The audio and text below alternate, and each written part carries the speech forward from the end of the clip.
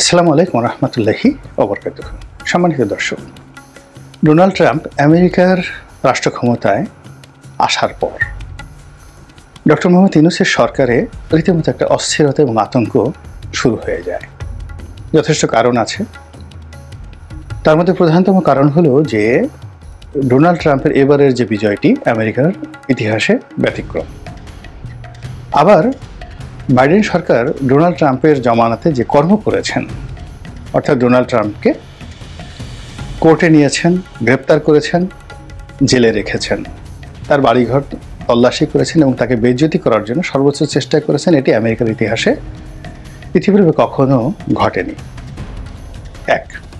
দুই নম্বর হলো, যখন ডোনাল্ড ট্রাম্প এবং মিস্টার জো বাইডেন সর্বশেষ নির্বাচন প্রতিদ্বন্দ্বিতা করলেন, সেখানে নির্বাচনের পরপর ডোনাল্ড ট্রাম্প তার কর্মী বাহিনীর মাধ্যমে অনেকটা বাংলাদেশি কায়দায় যে সন্ত্রাস চালিয়েছেন, ওটাও আমেরিকাতে হয়নি কখনো। ফলে ডেমোক্র্যাটরা সবসময় একটা ভয়ের মধ্যে ছিল যে ডোনাল্ড ট্রাম্প ক্ষমতায় যদি আসেন, তিনি এই বাংলাদেশের আওয়ামী লীগ বিএনপির মধ্যে যে দ্বন্দ্ব সংঘাত, এটির চেয়েও বেশি করে আমেরিকাতে ভাতৃঘাতী সংঘর্ষ তিনি শুরু করবেন। তিনি জেদি, তিনি মিথ্যাবাদী এবং তিনি বিগত সরকারের আমলে কতবার মিথ্যা কথা বলেছেন, এটাও কম্পিউটার দিয়ে তারা বের করে ফেলেছে। একেবারে চোখে মুখে তিনি মিথ্যা কথা বলেন। তিনি ব্যক্তিগত সম্পর্ক মেনটেন করেন এবং যখন যা ইচ্ছা তাই তিনি করেন এবং মুখ ফসকে নয়, ইচ্ছা করেই তিনি বিতর্ক তৈরি হয় এমন কথা তিনি সবসময় বলে বেড়ান। তো তিনি ডক্টর মোহাম্মদ ইউনূস সম্পর্কে খোঁজখবর নিয়েছেন, তার সম্পর্কে কটূক্তি করেছেন এবং সেই যে গ্রামীণ ব্যাংকের অমুক হিলারি ক্লিন্টনকে যে টাকা দিয়েছিল, যেভাবে শেখ হাসিনা জিজ্ঞাসা করে, ওইভাবে তিনি ডক্টর মোহাম্মদ ইউনূসের খোঁজ খবর নিয়েছেন নির্বাচনের আগে। তো কাজেই নির্বাচনের পরে তিনি ক্ষমতায় যখন আসীন হলেন, সঙ্গত কারণেই ডক্টর মোহাম্মদ ইউনূসের ব্যাপারে খোঁজ খবর তিনি নেবেন এবং কতটা কঠোরভাবে নেবেন তার প্রমাণ আমরা দেখতে পেয়েছি গত কয়েকদিনে। যে নির্বাচিত হওয়ার পর পুরো যেই মেক্সিকো সাগর বা উপসাগর, গালফ অফ মেক্সিকো, এটার নাম পাল্টে দিয়েছেন। তারপর তিনি কানাডার মতো রাষ্ট্রকে আমেরিকার অন্তর্ভুক্ত করার জন্য তিনি বলেছেন যে আসলে কানাডা মানে যাকে বলা হয় আমেরিকার অঙ্গরাজ্য হওয়া উচিত। তিনি ডেনমার্কের নিকট থেকে গ্রিনল্যান্ড দখল করার জন্য তিনি ঘোষণা দিয়েছেন যে গ্রিনল্যান্ড তিনি দখল করে নেবেন। এরকম আরও অনেক কিছু। তো এই খ্যাপাটে মানুষটি ডক্টর মোহাম্মদ ইউনূসের জন্য যে বুমেরাং হবেন, ক্ষতিকারক হবেন, এই ধরনের চিন্তা ভাবনা না করাটাই এক ধরনের নির্বুদ্ধিতা, যেটি সরকার যারা পরিচালনা করেন এখন এই মুহূর্তে বাংলাদেশে, তারা নিঃসন্দেহে আমার সাথে জ্ঞানী গুণী এবং তারা সেই বিষয়গুলো খুব ভালো করে বুঝেন এবং সেই জন্যই তাদের একটা প্রস্তুতি পর্ব চলছে, তলে তলে, সামনে পেছনে।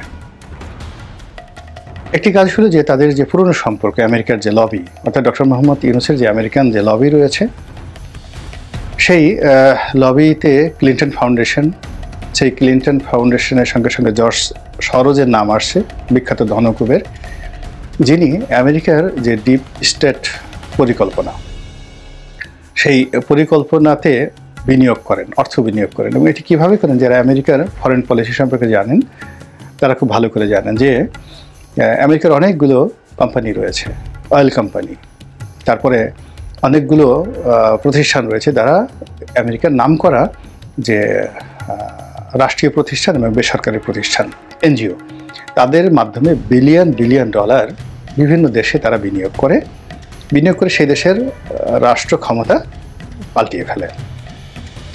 তারপর রাষ্ট্র ক্ষমতা পাল্টিয়ে ফেলার পর ওখানে নিজেদের লোক নিয়োগ করে এবং নিজেদের লোক নিয়োগ করে তারা উইদিন 60 ডেজের মধ্যে মানে অসম্ভব সব রাষ্ট্রীয় পর্যায়ের যে বাণিজ্যিক চুক্তিগুলো তারা করে ফেলে।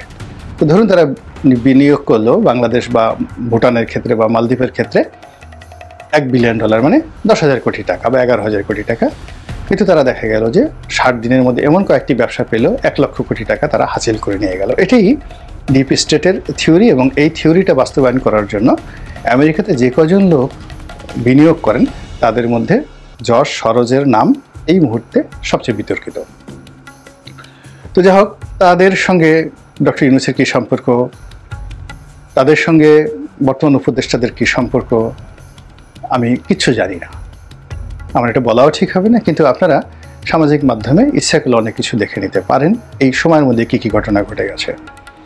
আপনারা একবার একটু কল্পনা করেন তো, যে আমাদের গ্রাম বাংলার যে কথাগুলো রয়েছে, খায়দায় চিকন আলী, মোটা হয় রমজান, আন্দোলন করলো কারা, রক্ত দিল কারা, আর উপদেষ্টা হলো কারা।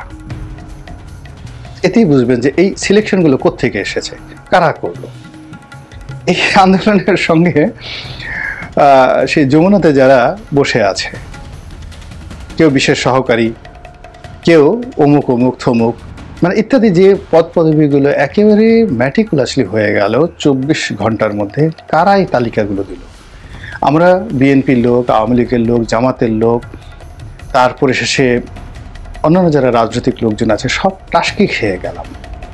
কেউ বলে যে এরা মানে প্রথম আলোর লোক, কেউ বলে ডেলি স্টারের লোক, কেউ বলে ভারতের লোক, কেউ বলে আমেরিকার লোক, কেউ বলে এনজিওর লোক, কিন্তু আলটিমেটলি এই ঘটনাগুলো কিন্তু ঘটে গেছে। তার কাজেই এগুলোর পিছনে অনেক অনেক পরিকল্পনা রয়েছে। তো যারা এই পরিকল্পনার অংশীদার, তারা সবসময় আমাদের মাথায় কাঁঠাল ভেঙেছে, আমরা সবসময় নির্বোধের মতো তাদেরকে প্রশংসা করেছি, এবং তাদের দ্বারা অনেক ক্ষেত্রে আমরা প্রতারিত হয়েছি। তো এখন যে ঘটনাগুলো ঘটছে সেটা হলো, যেহেতু আমেরিকার একটা পট পরিবর্তন হয়েছে, আর বাংলাদেশের বর্তমান যে পট পরিবর্তনটা, এটি পূর্বতম রেজিম অর্থাৎ জো বাইডেনের একটা মাস্টার প্ল্যানের অংশ। তো কাজেই এই সময়টিতে যারা বর্তমান রেজিমে রয়েছেন তাদের মধ্যে এক ধরনের অস্থিরতা কাজ করবে, এবং তাদের যে বিপদ বিপত্তি কী কী হতে পারে এটি আপনার আমার বা সাধারণ আমজনতার চেয়ে তারা ভালো জানেন। এর কারণ হলো এই ধরনের খেলাধুলা করেই তারা জীবনে সফল হয়েছেন। কোনো কাজকর্ম করেননি, একটা এনজিও চালিয়েছেন, শত শত কোটি টাকার মালিক হয়েছেন। কোনো কাজকর্ম করেননি, শুধুমাত্র সরকারি টেন্ডারবাজি করেছেন, কোনো কাজকর্ম করেননি, কিন্তু সারা জীবন দেখা গেছে এই রাষ্ট্রের যত যাকে বলা হয় ঘি মাখন পোলাও, এগুলো সব খেয়েছেন। অধ্যাপক, খুব নামকরা অধ্যাপক, কিন্তু দেখা গেল যে জীবন অধ্যাপনাই করেননি, কিন্তু সেই ভারতের দালাল বা আমেরিকার দালাল রূপে, কিংবা শেখ হাসিনার দালাল রূপে, বা অন্য কারো দালাল রূপে দেখা গেল যে তারা সবসময় গদিতে চেয়ারে বসে পোলাও কোরমা মাখন অতীতেও খেয়েছেন, এখনও খাচ্ছেন। এই যে একজন শিবলি রুবায়াত, তার মতো মানুষ কী করে বলেন তো আওয়ামী লীগ জমানাতে শেয়ার মার্কেটের যে নিয়ন্ত্রক সংস্থা সিকিউরিটি এক্সচেঞ্জ কমিশন, সেটার চেয়ারম্যান হলো, কী করে সে হাজার হাজার কোটি টাকা সেখান থেকে বানালো। এই জিনিসগুলো চিন্তা করেন, যেগুলো সব মানে মাস্টার প্ল্যান। কখনো এটা মোসাদ থেকে হয়ে আসে, কখনো দিল্লি থেকে হয়ে আসে, কখনো সিআইএ থেকে হয়ে আসে, আর আমরা আমজনতা, বেকুব জনতা এগুলোর সাথে লাফালাফি করি। তো যেটা বলছিলাম যে ডক্টর মোহাম্মদ ইউনূসের এই সরকারের মধ্যে ডোনাল্ড ট্রাম্প আসার পরেই এক ধরনের অস্থিরতা তৈরি হয়, এবং তারা বিকল্প খুঁজতে থাকে।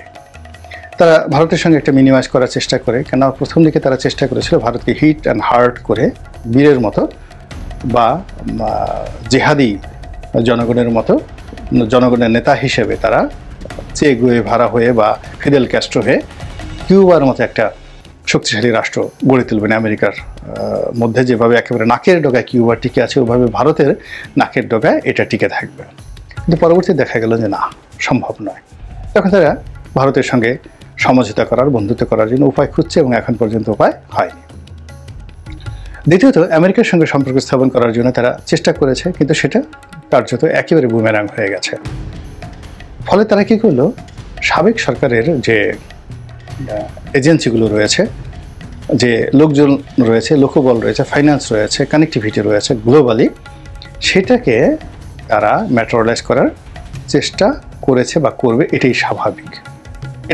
এবং সেই জিনিসগুলো করতে গিয়ে মিস্টার ডোনাল্ড ট্রাম্পের সঙ্গে তাদের যে সম্পর্ক আরও খারাপ হবে, এবং সেই খারাপ হওয়ার প্রেক্ষিতে পর্দার আড়ালে যে অনেক উত্তেজনাকর ঘটনা ঘটছে, অনেক নাটক হচ্ছে, উপনাটক হচ্ছে, সেগুলো আমরা কিন্তু মোটামুটি বুঝতে পারছি। এবং অতি সম্প্রতি মিস্টার ডোনাল্ড ট্রাম্প এবং মিস্টার নরেন্দ্র মোদীর যে বৈঠক, এই বৈঠক নিয়ে যেভাবে আমজনতা উত্তেজিত, অস্থিরতায় ভুগছে, আওয়ামী লীগের লোকজনের মধ্যে যেভাবে একটা উল্লাস দেখা যাচ্ছে, একইভাবে সরকারের মধ্যে কিন্তু অস্থিরতা দেখা যাচ্ছে। এবং অস্থিরতার লক্ষণ বা ভয় পাওয়ার লক্ষণটা হলো এইরকম, যেমন ধরুন আপনি গ্রামের একটা রাস্তা দিয়ে যাচ্ছেন গভীর রজনীতে, একা, খুবই আধুনিক বিজ্ঞান মনস্ক, কোনোদিন ভূত প্রেতকে আপনি বিশ্বাস করেননি, অমাবস্যা রাত্রি, কিন্তু সেই দিন আপনাকে ভূতের ভয় পেয়ে বসলো। এবং সেই ভূতের ভয়ের মধ্যে আপনি যাচ্ছেন, নিজের কাছে নিজে লজ্জা পাচ্ছেন যে আমি এত বিজ্ঞান মনস্ক, আমার এত ভয় কেন, কেন আমার হাত পা ঠকঠক করে কাঁপছে, আমার হৃদয়ের মধ্যে কেন ধুক ধুক আওয়াজ হচ্ছে, দিল কিউ না ধাক ধাক করে, এরকম কেন হচ্ছে। তো ওই অবস্থাতে যদি পেছন থেকে কেউ একটু ধীরে, ছোট একটা বাচ্চা ছেলে ওই রজনীতে জাস্ট দুষ্টামি করে বলে কুক, আপনি সঙ্গে সঙ্গে চিত হয়ে পড়ে যাবেন, সঙ্গে সঙ্গে চিত হয়ে পড়ে যাবেন। এমনকি আপনার হার্ট ব্রাস্ট হয়ে যেতে পারে, আপনার মস্তিষ্কে রক্তক্ষরণ ঘটতে পারে ভয়ের কারণে। তো মানুষ যখন অস্থিরতায় ভুগে তখন দেখা গেল যে ছোটোখাটো বিষয়গুলো নিয়ে, অনুল্লেখ্য বিষয়গুলো নিয়ে, অপ্রয়োজনীয় বিষয়গুলো নিয়ে মাতামাতি করে। সরকারের মধ্যে যদি স্থিরতা থাকতো, আত্মবিশ্বাস থাকতো, সরকারের জনপ্রিয়তা থাকতো এবং সরকারের যদি লক্ষ্য স্থির থাকতো, তাহলে মিস্টার মোদি কী বললেন, ডোনাল্ড ট্রাম্প কী বললেন, ওগুলো নিয়ে তার একটু মাথা ব্যথা হতো না। এই বাংলায় শেখ হাসিনা হিলারি ক্লিন্টনের টেলিফোন ধরেননি, একদম ধরেননি। আর হয়ারাল দেখা যাচ্ছে যে আমাদের ডক্টর মোহাম্মদ ইউনূস একজন রাষ্ট্রদূতের সাথে তিনি বৈঠক করতে গিয়ে যেভাবে কাচুমাচু করেছেন আমেরিকা রাষ্ট্রদূতের সঙ্গে বৈঠক করতে গিয়ে, কিংবা যশ সরোজের ছেলে যখন আসলো তার সঙ্গে বৈঠক, কিংবা অন্যান্য IMF এর কর্তাদের সাথে তার বৈঠক, ওখানে তো আপনি বডি ল্যাঙ্গুয়েজ দেখলে বুঝতে পারবেন যে তার আত্মবিশ্বাসটা কোন পর্যায়ে রয়ে গেছে। এই ধরনের লোকজন গত 15 বছরে শেখ হাসিনার দরবারে ঢুকতেই পারেনি। তো যেটা বলছিলাম যে এই অস্থিরতার কারণে কি হচ্ছে, আমরা যেভাবে আলোচনা করছি আমাদের মধ্যে অস্থিরতা রয়েছে, ভয় রয়েছে, আতঙ্ক রয়েছে, সরকারের মধ্যে রয়েছে। এবং এই জন্য সরকার কি করছে, রিয়্যাক্ট করছে। কি রিয়্যাক্ট করছে? ডেইলি স্টার বাংলা, মানে ডেইলি স্টার ইংরেজি পত্রিকা, এটার একটা বাংলা ভার্সন রয়েছে অনলাইনে। তো সেখানে সেই নরেন্দ্র মোদী এবং ডোনাল্ড ট্রাম্পের বৈঠকের বিষয়বস্তু নিয়ে একটি রিপোর্ট করা হয়েছে বাংলায়, এবং সেখানে বাংলাদেশের বিষয়টি নরেন্দ্র মোদীর হাতে আমি ছেড়ে দিলাম এরকম অনুবাদ করা হয়েছে। আর এটা দেখে শুনে সরকারের যারা কর্তা ব্যক্তি খেপে মেপে একেবারে রীতিমতো অস্থির, এবং তারা ভার্ব শেখাচ্ছেন, অ্যাডভার্ব শেখাচ্ছেন, প্রিপোজিশন শেখাচ্ছেন। এটার ইংরেজি অনুবাদ এই, ইংরেজির এটার বাংলা অনুবাদ এই হবে। ডেইলি স্টারের মতো একটা পত্রিকায় এখনও তারা ইংরেজি থেকে বাংলা অনুবাদ করতে শিখে নেই, এরকম নানা রকম কথাবার্তা তারা বলছে। এটা মূলত ভয় থেকে এবং অস্থিরতা থেকে হয়। নরেন্দ্র মোদী কী বললো কিংবা ডোনাল্ড ট্রাম্প কী বললো বাংলাদেশের ব্যাপারে, এই নিয়ে তো আমার মাথা ঘামানোরই দরকার নেই, কোনো অবস্থাতে মাথা ঘামানোর দরকার নেই, কিন্তু আমরা ঘামাচ্ছি বিকজ আমরা ভিতরে ভিতরে ঘামছি। এই গেল একটা। 2 নম্বর হলো যে এখানে দেখবেন যে